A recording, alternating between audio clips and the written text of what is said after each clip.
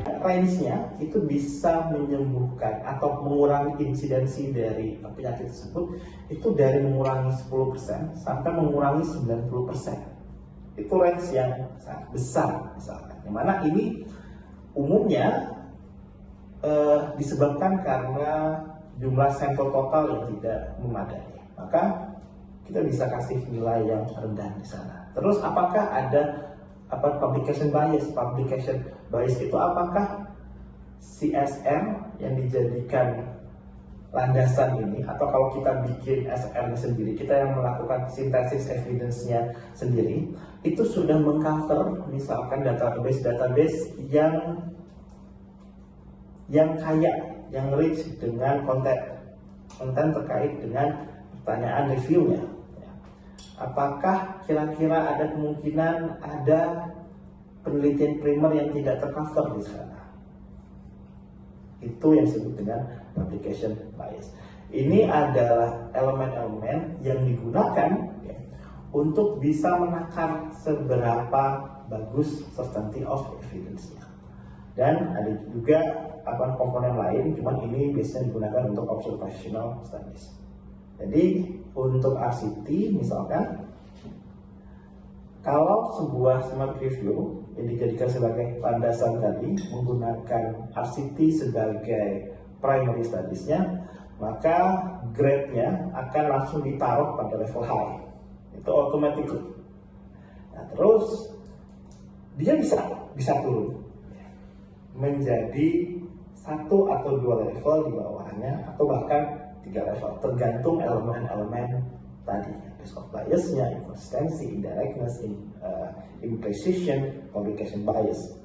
Jadi misalkan ketika awalnya high, terus dicek dari ROB 2-nya, risk of bias-nya tinggi, dan misalkan ini sangat serius, resiko biasnya kan, kalau resiko biasnya sangat tinggi artinya hasilnya ini jadi tidak bisa dipercaya, atau kepercayaan kita jadi kurang, karena bias kan artinya adalah hasilnya deviate dari hasil yang seharusnya, maka dia akan turun, bisa turun level of evidence-nya dari high misalkan ke low. Dan pada grade itu hanya ada 4 level, ada high, moderate, low, and very low. Jadi kalau misalkan ada sebuah SR yang dijadikan sebagai evidence, itu semua aspek komponennya itu sangat serius masalahnya, maka sementok-mentoknya dia akan menjadi very low. Nah, yang di bagian ini itu khusus untuk observational studies. Jadi kalau ada smart review, yang mana dasarnya atau ingredientnya dari penelitian observational, dia akan langsung automatically masuk ke dalam level low. Nah, dia bisa naik atau turun tergantung ini. Jadi dia bisa turun kalau tadi risk of bias, inconsistency, dan lain sebagainya itu bermasalah, tapi dia bisa naik. Ya, kalau misalkan efeknya besar, let's say misalkan RR-nya 0,5 atau 0,4 ke 50%, separuh bisa mencegah insidensi. Terus misalkan dose response-nya jelas, semakin tinggi kadar intervensi, semakin besar juga efeknya. Terus confounding-nya bisa sudah di-adjust ya, dan lain sebagainya. Maka dia bisa naik level of evidence-nya. Nah, interpretasinya apa untuk grade ini? Jadi kalau high levelnya, kita yakin bahwa efek dari intervensi yang nanti akan masuk ke dalam rekomendasi policy brief itu adalah nilai yang mendekati nilai yang sesungguhnya. Itu high quality. Terus yang moderate, bahwa efek yang kita dapatkan itu tidak jauh berbeda dengan efek yang seharusnya, dan tapi masih ada risiko untuk perbedaan yang substantif, apalagi kalau misalkan ada tambahan penelitian baru. Low itu artinya bahwa kepercayaan kita terhadap hasil dari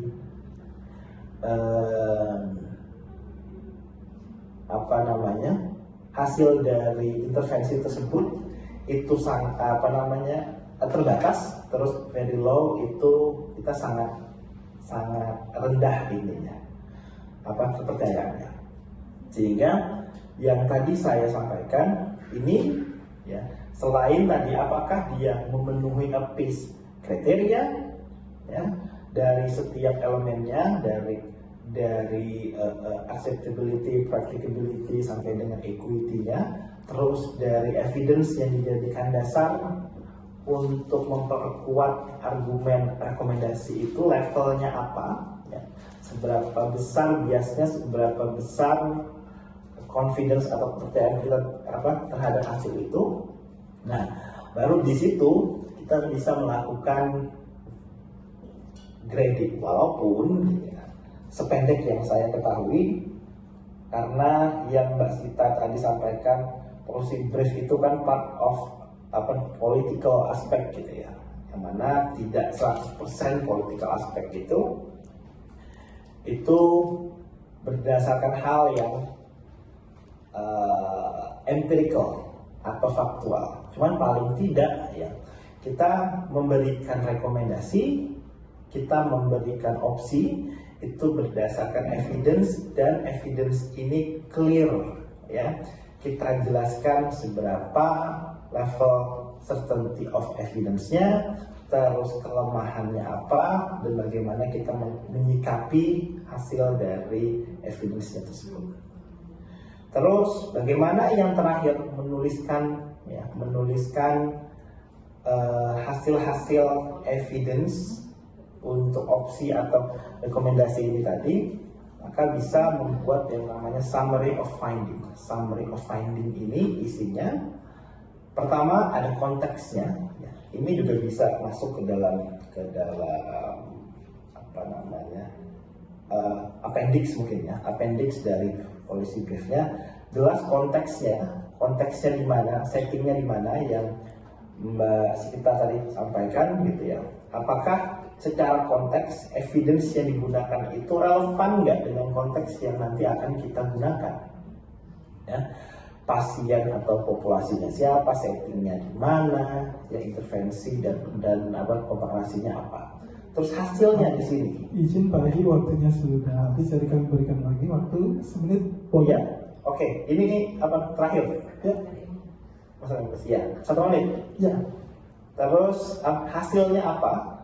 Dari hasil itu confidence intervalnya juga berapa? Terus kualitas dari grade assessment-nya berapa? Terus interpretasinya apa? Sehingga dari sini kita bisa ngasih objektif input ya, dari rekomendasi atau opsi yang diberikan. Kita sependek yang saya ketahui gitu ya, salah satu aspek yang paling penting dalam membuat atau membangun rekomendasi berbasis evidence ini adalah transparansi dan accountability.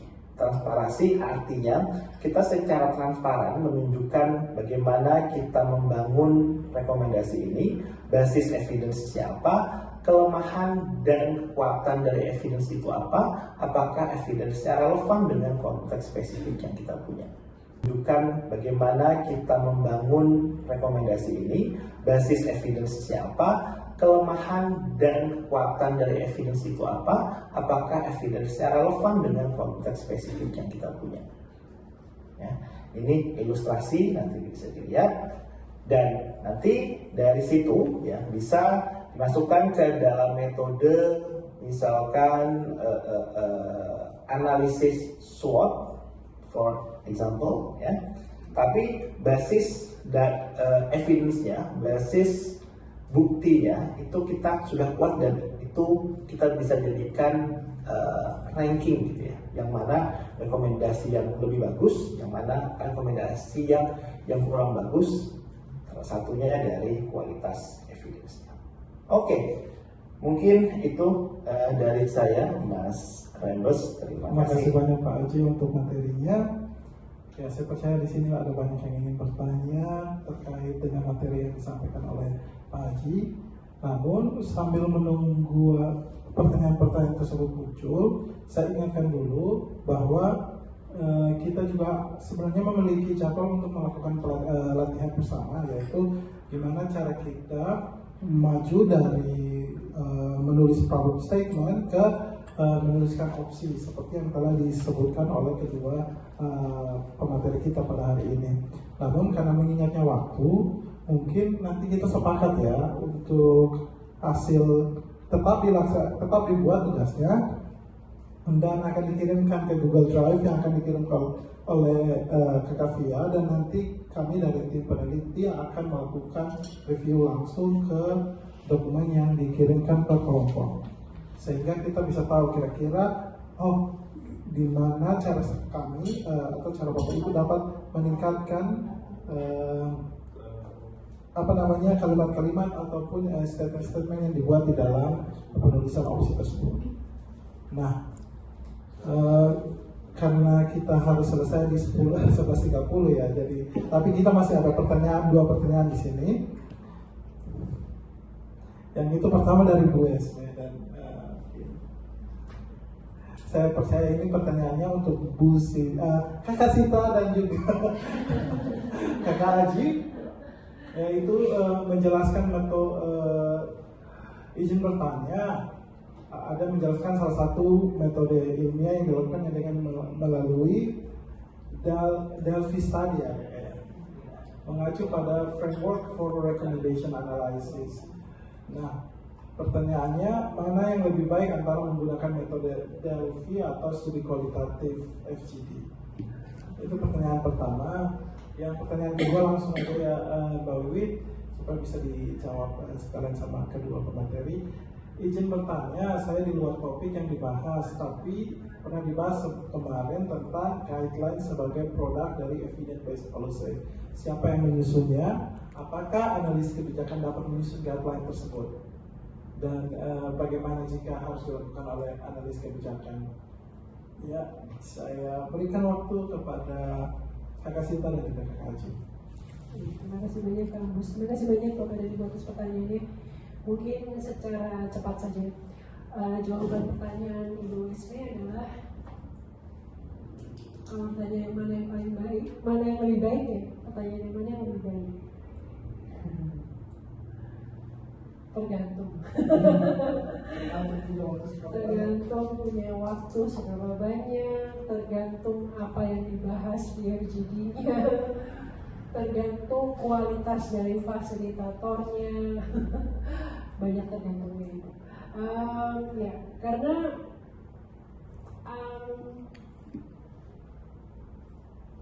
Delphi Study itu metode Delphi itu sudah terstruktur secara jelas gitu ya. Sementara FGD, mohon maaf, itu sering kita lihat pelaksanaannya di lapangan sangat variatif gitu ya, sangat tergantung kepada siapa pelaksananya gitu ya, siapa partisipannya gitu ya, sangat banyak variabel ketidakpastian keseragaman pelaksanaan. Sebenarnya Delphi itu strukturnya sudah jelas gitu. Jadi biasanya ada 3 round gitu dan anonymous gitu ya, jadi tidak didiskus gitu. Paling tidak untuk round pertama dan round kedua paling tidak didiskus gitu siapa anggota di dalam Delphi panelnya ini. Kemudian di round pertama itu pertanyaannya kualitatif, kemudian di round kedua di kuantifikasi begitu ya, lalu di round ketiga di justifikasi atau ada pembahasan yang lebih argumen apa yang digunakan gitu untuk menjustifikasi respon-respon tersebut gitu. Jadi sudah sangat terstruktur. Berbeda dari tadi FGD, karena FGD itu sangat fluid, tergantung tujuan FGD-nya untuk apa yang ditanyakan, penyusunan guideline-nya seperti apa, dan pelaksanaannya seperti apa, itu sangat dipengaruhi oleh kualitas dari fasilitatornya itu sendiri dan keaktifan dari pesertanya gitu ya. Jadi akan sangat berbeda gitu. Kalau saya ditanya mana yang paling lebih baik ya tergantung. Kemudian juga bisa sebetulnya Bapak dan Ibu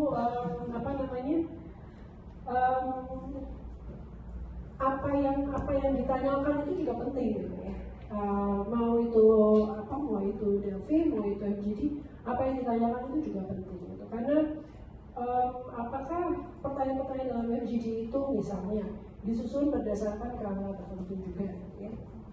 Apakah seperti itu atau betul-betul terbuka gitu ya. Dapat inspirasi tertentu gitu lalu disusun pertanyaannya atau bagaimana gitu. Jadi sangat tergantung. Kemudian sebetulnya ada banyak mekanisme lain gitu yang Bapak dan Ibu bisa gunakan. Tadi Mas Aji juga menyampaikan bisa pakai systematic review gitu ya, seterusnya. Kalau yang kualitatif non yang sifatnya Bapak dan Ibu harus kumpulkan sendiri gitu untuk mendapatkan inspirasi rekomendasi ataupun solusi, bisa misalnya pakai scenario analysis misalnya. Sekali lagi sangat tergantung permasalahannya apa, tergantung apa yang Bapak dan Ibu ingin cari, tergantung tadi investasi waktu dan tenaga yang Bapak dan Ibu bisa buat untuk untuk menyusun rekomendasi dan solusi tersebut. Kemudian yang kedua mengenai guideline. Nah, guideline sebetulnya bukan produk dari evidence based policy gitu ya. Guideline ini adalah yang saya maksud dengan guideline kemarin adalah guideline yang memang sudah ada gitu, yang bisa kita temukan di dalam studi literatur kita. Saya contohkan kemarin misalnya kayak misalnya untuk pengendalian penyakit tidak menular gitu ya. Untuk mengenai penyakit tidak menular itu WHO sudah punya gitu, dokumen untuk beberapa best by strategies untuk mengatasi penyakit tidak menular. Jadi bisa digunakan gitu. Atau kemarin kita juga melihat ada upaya kita mengevaluasi upaya kesehatan sekolah gitu ya, upaya kesehatan sekolah dengan pendekatan tertentu gitu. Nah, itu juga ada guideline yang sudah dikeluarkan kerjasama antara WHO dengan UNICEF untuk bagaimana sebetulnya program kesehatan sekolah itu seharusnya dilakukan. Dan itu bisa